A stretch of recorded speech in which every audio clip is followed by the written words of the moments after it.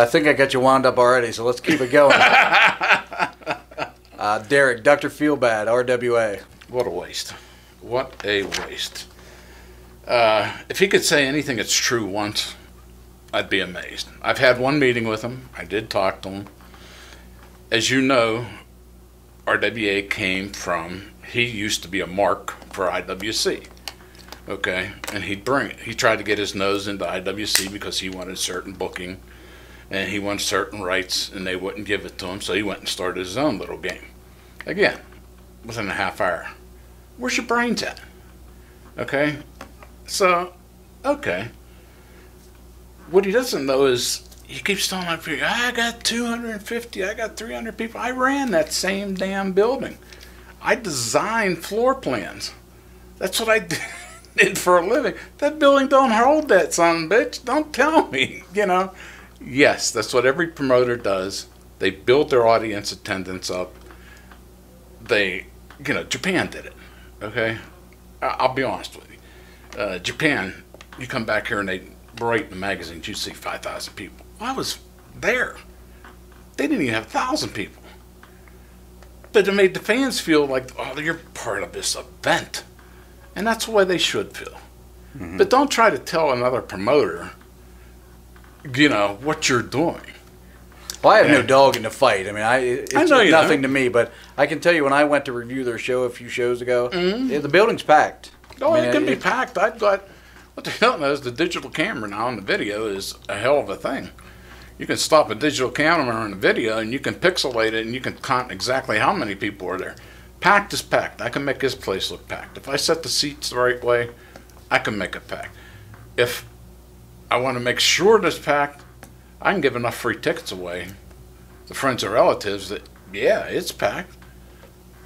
What's the bottom line? That's something. Well, I can't speak to that. I don't know how many comps were or how many were paid. Nobody. And it's none of my business what that is, but nobody knows. I just know that, you know, there was quite a few people in the building. Okay. All right, let's try to.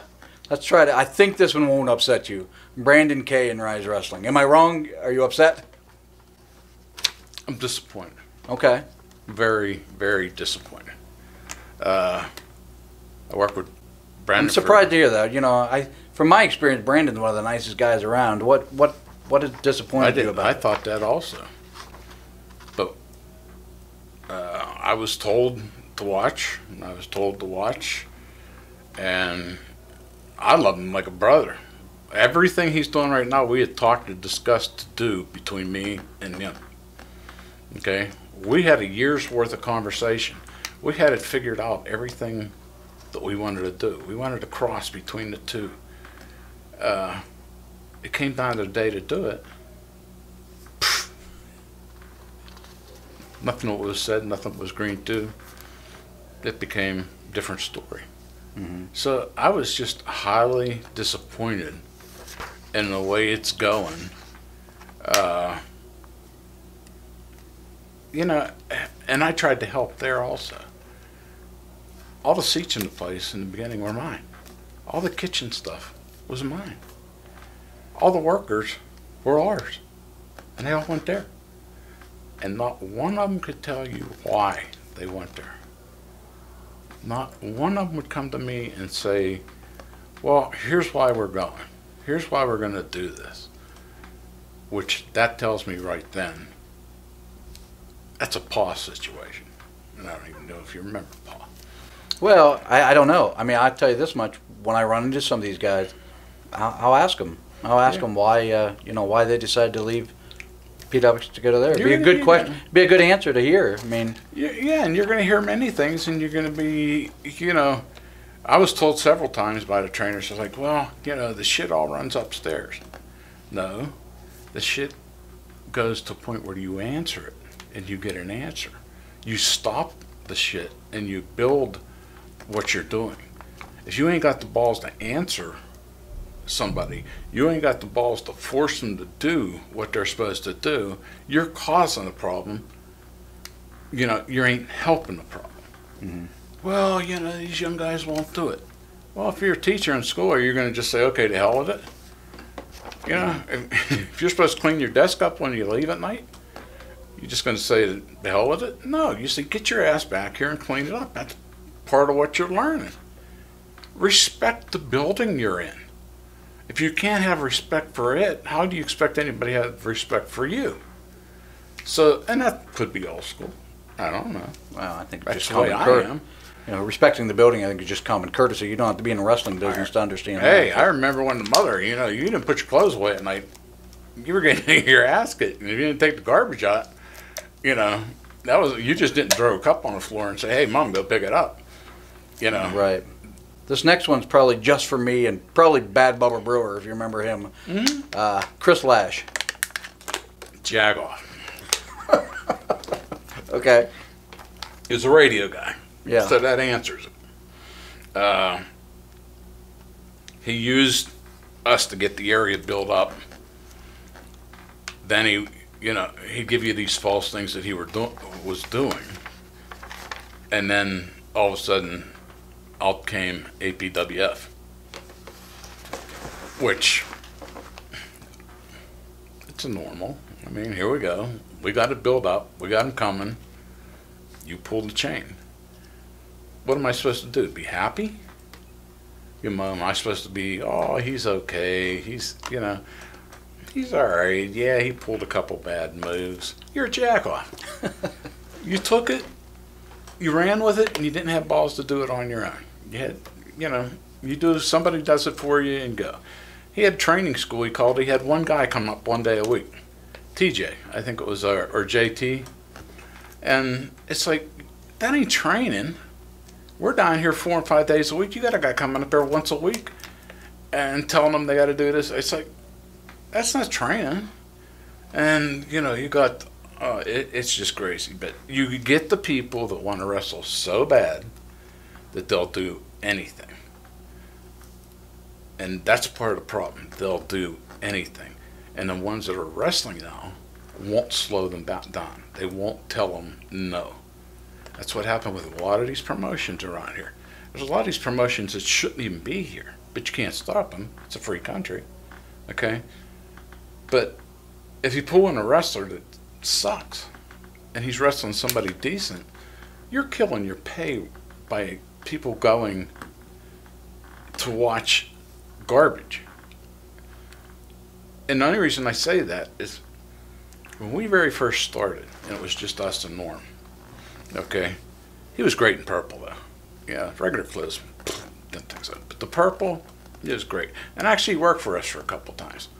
And it went pretty good except for, same old bullshit. You lost me. Take me back where I was. I'm old. What was I saying? I was just talking about companies that shouldn't be around. Yeah, we were doing shows, benefit shows. We were making good money. Then came the Aaron Lesters and the other ones that would turn around and do a show for 1/5 of what we were doing. No, how do you explain that to anybody? I don't care who you are. If you're sitting there as a fundraiser and you say you do wrestling, there ain't no way you're going to talk them down and say, our product's better. Especially when they've not been there. But what you're going to do is you're going to get to this venue. These people are going to see what you put on. And we just killed. First we killed the price because you ain't going to get it, which means the guys don't get the pay. Okay? I was paying for paid shows twice what they get here now. And that was back in 95, 96, 97.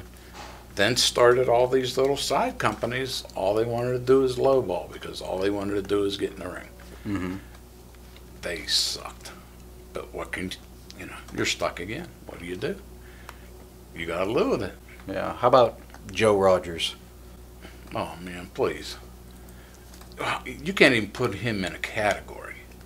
He just gave the story of Butler. Did you read the story about Butler? I did read the story. And that's not the only time. Why ain't he in his hometown? That's where he went before. From my understanding, he got thrown out of there. Why ain't he down in West Virginia? Call, Rick Diamond. Ask him. He got thrown out of down there. Everywhere he's been, he's got thrown out of. He does a promo in the ring telling himself how the police got him. He got arrested, and the only reason he got off is because they screwed up the paperwork. Okay, they arrested you, and you really did it, but now you're saying you got off because they screwed the paperwork up. Oh yeah, I want everything to do with you that I possibly can. How many people has he boned? I mean, you know, you're sitting here. How many stars has he not come through that you know of? I know of one. I went to his door looking for him. I know two of my guys that I trained. My brother Lenny and Jimmy the Hippie had quite a little run-in with him a few years back on the same show that Balls Mahoney had an issue with him. Yeah. Well, that's when Balls went after him to go find him. And then the fun thing was the ring. Remember when the ring was stolen? No, I don't think I heard that story. Oh yeah, his ring was stolen. It was taken out of the garage at Kato. It was in a storage shed, and the ring was taken. So he was trying to get the money, and he was going to catch this person and do that. Where'd you get the new ring? Where'd you get this ring that you're using now? And then I find out 2-3 years later, I don't know if it's the same ring, but here this ring all of a sudden comes popping up. Somebody else got a ring that they're using just like the one he had. It's like, okay, I'll leave that. That's up to that's up to the police. When the state police called me and started asking me, it's like, hey, I don't know, I can't verify all this. Right. I said, all I can tell you is what I know for a fact, and I want nothing, Right. And I tried to keep my people away from it. And they got pissed off at me for it. It's like, you don't want to have your name associated with somebody like that, because if you're seen there on a show and he pulls this stuff, they're going to remember who you are. How are you going to walk back into that place and they're going to say, oh geez, that's one of the ones that were with this guy? So I used to try to tell them, don't go there. It didn't work. I always told my guys, quality over quantity. Find quality places. You don't have to work every single weekend. Find quality places to work. That's way more important. So, well, that's what I was taught when I was with the NWA, and I got a chance to talk to some of these guys, and it's like some of them should be in the ring more. When they say get as many shows as you can, that doesn't mean you take anything. You go to West Virginia and roll in the backyard. You're better off to get here with 2 or 3 guys working out and do matches and really look at them tight and get better. I agree. I couldn't agree more. Okay, so if you're just looking to get your face out in the middle of it, that day's going to come when you put your face in the middle of it, somebody's going to step on it, and you're going to, break your neck, break an arm, and that's why. Because your ego's higher than what your ability is. And we have a lot of that. How about KSWA? I don't know them. I know them because I had met with them a few times. They're an older group. I mean, they were pretty much up there when we very first talked. But they don't bother nobody. They don't, they do their thing. They're in a good place. I have no problem with them. Okay. I can play this game all day, but we got one more. Quinn Magnum. Son-in-law. Great guy. We had our problems through the years. We bumped heads like hell through the years. And a couple years ago, the funny part came to me, and he says, I should have listened to you that many years back. But that's the normal thing. Eventually it comes around, and I've had so many say, I should have listened to you, when you told me that years back. So, it's going through some rough times right now, but it's coming out of it. And we're doing a lot of different, there's going to be some more changes coming. I've kind of backed out of the picture, and Quinn and my son, JR, they're handling most of it now, and I'm handling most of the women, which is a whole new experience. But I will tell you, I never liked women when I was the younger one. I mean, I liked women. I understand. Okay. But their matches were all the same. Grab the hair, spin them around, throw them on the ground, kick them a few times, pin them up. That was all over. First match we had here, I had girls from all over the place. Nobody local. I walked away in awe. They were fantastic. I wanted to stay and watch a match. I mean, that's the difference. When I go now, it's like I can't stay and watch a whole match. You know, maybe it's just me, but I want to see somebody telling a story. I want somebody to entertain me. I want them to show me their skills, you know, and I can sit through a whole show when I'm getting that. But I can't do that in a lot of the times now. This flippy shit, you know, a lot of people like it. But it's like, it doesn't make sense. You know, if you're in a street sign, how are you going to walk across the top of a damn rope? Okay, you're going to get up on the fence and somebody ain't going to take your legs out? Okay, I grew up in the hood. I mean, buddy, this don't, you know, you hit these guys with stuff and they don't even sell for what it really is. I don't think one of them's been in a street fight. You know, take them out back and get into a goddamn fight and find out what it really feels like. You know, somebody goes across your back with, you know, a cross body, it'll knock you on your ass. These guys stand back up. Bullshit. Let me hit you with one. I did it to Cupid down at, when we were down on Walnut Street. And they were doing that, you know, and they were jacking around. I said, Cupid, you know, you got to sell it like you've been hit. Well, I did. I said, no, wait a minute. I nailed him across the back just like we were on the street. He just went flat out. Wow, why'd you do that? I said, Cupid, that's what it should look like at the end. That's what it should be. Without me doing it, that's what it should be like. Oh, that's what I miss. Okay? You throw an armbar across somebody, and it's like you missed by 6 feet, you know, 6 inches, and they sell it. Get the hell out of here. Keep running. You know, come back and nail the bastard. You gotta, okay, you may have forgot a spot, but you better let that spot, because it looks like shit, come back and bring it with something, you know, you got to be able to change that story. You know, it's a fuck up, so now you got to change it. You can't just keep going. And when you do that, you're sitting there, okay, and the trainer's in the back, and they're trying to be nice, and I'm sitting out front as a fan. The trainer's like, well, you screwed, excuse me, you screwed that one up, and we got to work on this one. And it's like, you're training them. Chew their ass out. They making your sport look like shit, and you're puppying them away. Let me stop you there, because when you talk to guys that way,